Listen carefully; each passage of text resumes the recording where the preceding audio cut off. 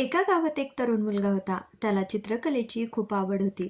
तो एका प्रसिद्ध चित्रकाराकडे गेला आणि म्हणाला, "गुरुजी, मला तुमच्यासारखं उत्तम चित्रकार व्हायचं आहे.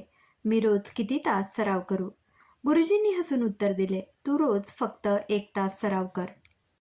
मुलगा आश्चर्यचकित झाला. "फक्त 1 तास?"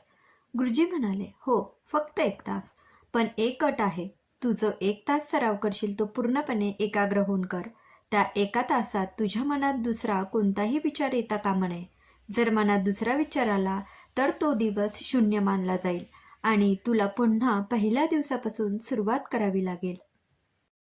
सुरुवातीला मुलाला हे सोपे वाटले, पण जेव्हा त्याने सराव सुरू केला तेव्हा त्याला त्याची अडचण समजली. कधी त्याला त्याच्या मित्रांची आठवण यायची, कधी खेळण्याची, तर कधी जेवणाची. अनेक दिवस त्याचे प्रयत्न अयशस्वी झाले. तो निराश झाला, पण त्याने हार मानली नाही. अखेरीस कठोर परिश्रम आणि सातत्यपूर्ण सरावाने त्याने एकाग्रता साधली. काही वर्षानंतर तो देशातील एक महान चित्रकार म्हणून ओळखला जाऊ लागला. तात्पर्य: यश मिळवण्यासाठी वेळ महत्त्वाचा नसतो, तर त्या वेळेचा तुम्ही किती प्रभावीपणे वापर करता हे महत्त्वाचे असते. कोणतेही काम पूर्ण एकाग्रतेने केल्यास मोठे यश नक्कीच मिळते.